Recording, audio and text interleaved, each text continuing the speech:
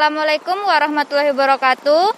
Kami dari Prodi Biologi, Fakultas Sains dan Teknologi Universitas Jambi, dari kelompok 2, yang beranggotakan saya sendiri, Cantika Dewi.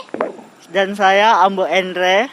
Dan ada beberapa anggota lain seperti Sawitri dan Adelia Claren. Kami di sini akan membagikan hasil wawancara kami beserta para petani padi. Untuk selanjutnya kami akan melakukan wawancara.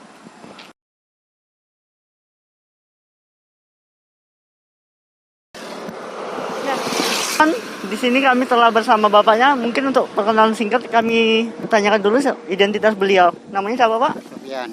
Sofian. Udah berapa lama bercocok tanam padi, Pak? Sampai 15 tahun. Oh.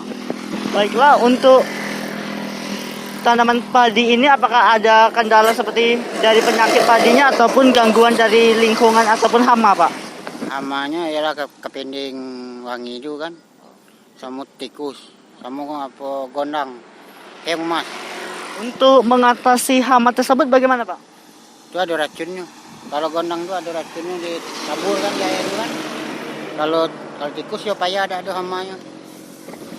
Kalau hama lain itu pakai apa ada obat Pestisida. pestisida. Ya. Kalau menggunakan pestisida dosisnya berapa, Pak? 30 mil. Itu ya 30 mil. Untuk dosis itu, Pak, apakah sesuai dengan yang dianjurkan atau ditingkatkan? Ada di bacanya di merek di obat. Berarti sudah sesuai anjurannya, Pak? Pak, kalau misalnya panennya itu melimpah itu didistribusikan kemana, Pak? Ada di KUD dijual lebih makan kan, sudah sisa makan, istilahnya menurut aku tuh 80 kaleng itu 10 kilo kan. Nah, kalau dapat istilahnya 150, nah itu sisanya dijual. Istilahnya aku makan setahun habis 1 ton kan, ini dapatnya 2 ton, nah, 1 ton dijual ke apa, ada kooperasinya. Jadi Untuk hama tikus yang tadi, Pak, penanggulangannya bagaimana, Pak? itulah yang payah, yang hama tikus sudah. Kalau yang lain itu ada obatnya. Kalau tikus ya bisa. Untuk menandai padi yang terkena serangan hama tikus itu bagaimana, Pak? Habis dimakannya putus-putus. Ada lah modelnya di situ. Itu tuh banyak makan tikus lah yang di pinggir. Yang diambil orang rumah. Putus, cangkainya ini putus-putus makannya. Dia bisa berenang tuh sampai ke tengah situ tuh makannya lah tuh. Selain hama tikus, hama apa aja, Pak? Kalau hama tuh banyak lah. Kamu musimnya tahu dah kepending. Kepending apa tuh? Kepending. Kalau baru nak nanam tuh, kalau lagi muda baru nak nandur kan, nah itu gondang tuh lah. Keong emas tuh makannya. Cuma ada obatnya kalau keong emas. Itulah ada racunnya kan. Dia diracun pula. Dia diudak pakai air, dia tabur kan, mati. Cuma tikus lah yang tidak ada obatnya. Untuk faktor lingkungan seperti kemarau ataupun curah hujan tinggi, apakah itu menjadi penghambat dalam budidaya padi, Pak? Kalau hujan bagus, kalau kemarau ya tidak bagus. Untuk penanggulangannya itu, kemarau kan tanaman itu sudah pasti mengalami keringan. Untuk penanggulangannya gimana, Pak? Kami siramnya ada bantuan mesin air dari pemerintah. Bantuan mesin air siraman. Pak, kalau misalnya cuacanya itu dingin atau panas itu berpengaruh tidak, Pak, dengan padi-padinya? Tidak ada pengaruh, bagus. Kalau hujan bagus. Hujan bagus ya. Oke, udah. Kalau kemarau. Yang kemarau itu banyak gerakan padi keringan. Itu mau keluar tuh jadi ampo, ada ketik isi. Isi padinya tidak ketik. Kalau panas kan dia udah mau ngisi. Kalau hujan dia mau. Maka tahun ini bagus, banyak bagus. Ini kenalannya ini banjir muka. Masih teman-teman tahun ini diambil. Daripada tenggelam kan. Punya. Berarti banjir seperti ini juga menghalangi ya, Pak? Menghalanginya. Kalau naik, ini banyak yang dapat nih, banyak belum diambil kan. Banjir ini mudah-mudah diambil kan itu, yang banyak yang hijau lagi kan. Sebenarnya dia lah kuning macam ini. Yang ini kan, baru bisa diambil. Kalau hijau macam ini banyak ampo nih, aneh kosong kan, isinya ada ketik kan. Karena dia masih belum berisi lagi kita ambil kan. Kena air ini tadi, air ini masih naik lagi. Berarti dalam budidaya padi ini penggunaan pestisida berarti masih kurang ya Pak, masih alami gitu. Tidak, beli. Oh beli ya. Beli di warung. Berarti tidak menggunakan berarti tidak menggunakan agen hayati dalam budidaya. Tidak ada. Beli kami. Terus yang digantung-gantung itu Pak untuk mengusir hama apa itu Pak? Itu burung. Oh burung ya. Burung digantung gitu kan. Burung. Sila kurang apa namanya kaleng diisi batu kan. Kita cuma dari pondoknya itu ada pondok kan. Satu kali ke pondok kan, tinggal ngoyoknya gitu. Yang biasa lah. Kalau untuk hama tikus ini tidak bisa menggunakan pestisida ya Pak? Dia tahu dia. Oh. Biasa kalau kita marah-marah sama dimakan. Macam keadaan apa namanya siluman. Kita marah-marah ada kayak gitu tuh boy. Matilah silanya limeko.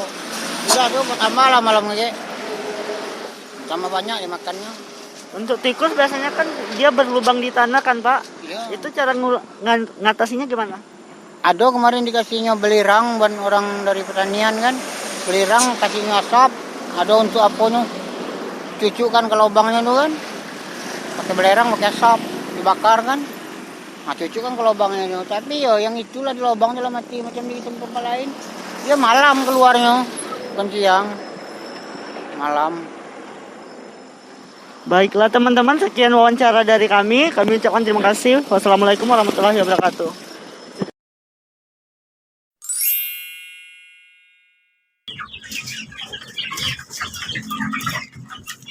Udah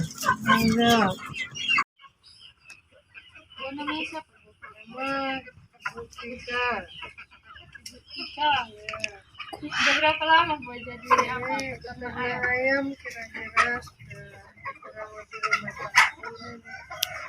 5 tahun. Coba. Ya. Bagaimana cara bau agar memelihara ayam dengan baik dan cara ayam itu tetap sehat? Ini jam makannya harus rutin 3 kali, kasih makan, kasih vitamin, kasih kandangnya harus bersih. Itu aja yang dilakukan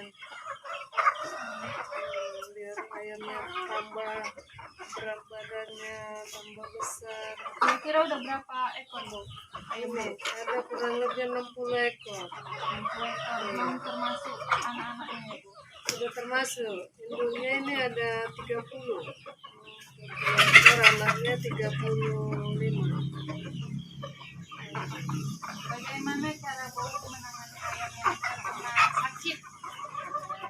Sakit ayamnya ya dikasih vitamin, ada vitaminnya ya, M20,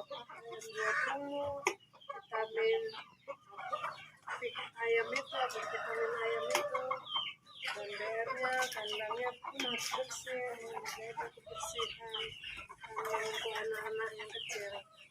Biar ayam itu sehat. Kalau mengalami ayam yang bermati-matian gitu bu, apa yang bu lakukan?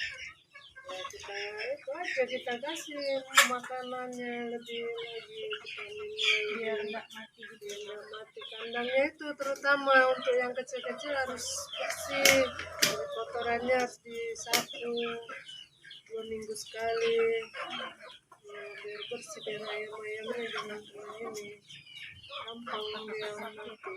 Aroma kotorannya itu nggak baik untuk ayam yang kecil-kecil. Dia harus bersih kandangnya. Itu aja yang dilakukan. Ngasih makan bu berapa? Satu Kasih hari. makannya 3 kali, pagi, siang, sama sore. Malam. Biar naik berat badannya. Walaupun oke, iya. Oke, makasih bu waktunya. Baik Mas, izin saya mahasiswa Universitas Jambi dari Fakultas Saintek Prodi Biologi ingin menanya seputar tentang pengandalan populasi jangkrik ini Mas. Mas sudah berapa lama ya budidaya jangkrik ini? Kalau mulai budidaya itu dari awal tahun ini sebenarnya. Itu dari sekitar bulan Februari sampai September. Nah, jadi dari bulan Februari itu sudah ada sekitar 9 kotak, termasuk di dalam rumah ada 3 kotak. Nah, itu dari bulan Februari sampai sekarang. Cara awal budidayanya seperti apa ya, Mas? Kalau cara budidaya, yang pertama itu harus punya kotak seperti dulu. Kotak ini dibuat dari triplek. Ukurannya bermacam-macam, ini bervariasi ukurannya. Ada yang panjang 2 meter, ada yang panjang 1 meter, tergantung selera sebenarnya. Kemudian kalau untuk mulai ternak itu kita harus punya telur jangkrik, karena jangkrik itu untuk pembesaran harus punya telur jangkrik dulu. Nah, telur jangkrik ini ada 2 cara untuk mendapatkannya. Pertama bisa kita budidaya sendiri, nah bisa juga beli dari peternak lain. Kemudian setelah punya telur ditetaskan, itu sampai usia 35 hari pada umumnya itu sudah bisa dipanen. Jadi begitu. Kalau boleh tahu kendala-kendala dalam budidaya jangkrik ini apa aja, Mas? Oh, kendala cukup banyak ya. Pertama itu dari segi lingkungan ya. Dari segi lingkungan, ini kan ruangannya ini kan terbuka ya. Cukup terbuka karena jangkrik ini kalau cuaca terlalu panas dia rawan mati. Jadi harus ada udara yang masuk, ada udara yang keluar. Jadi pengaturan suhunya sih sebenarnya, suhu ruangan di sini. Ini kendala. Kemudian kendala lain hama seperti cicak, tikus. Kemudian kalau ada hewan ternak lain seperti ayam itu sangat mengganggu. Karena apalagi pada usia jangkrik baru netas itu kalau diganggu ayam masuk ke dalam kotak sudah itu bisa dikatakan gagal panen karena banyak dimakan oleh ayam. Itu sih contoh hamanya. Itu kendala yang 2 kendala itu terbesar. Yang pertama lingkungan, kemudian hama. Kalau untuk membedakan jangkrik betina dan jantannya? Kalau untuk membedakan biasanya jangkrik jantan ini pada saat sudah jadi indukan, jangkrik jantan ini suaranya itu lebih besar daripada jangkrik betina. Kemudian dari segi bentuk dari jangkrik tersebut, kalau betina itu seperti ada antenanya. Kalau bahasa kami di sini namanya kayak bahasa daerah sini sungut, kayak antena, ada antenanya tuh di bagian ekor. Nah itu lebih pendek daripada jangkrik jantan. Gitu, kira-kira. Kalau mengalami penurunan, langkah apa yang dilakukan? Kalau mengalami penurunan itu sih bisa dicegah dari awal karena itu tadi faktor lingkungan. Kalau kita pintar ngatur kelembaban, kemudian suhu yang ada di dalam kotak ini tidak terlalu panas, itu penurunan populasi bisa dicegah dari waktu di awal. Jadi kematian itu bisa diminimalisir lah, begitu kira-kira. Mungkin itu saja pertanyaan seputar budidaya jangkrik ini, Mas. Terima kasih banyak atas waktunya. Baik, siap.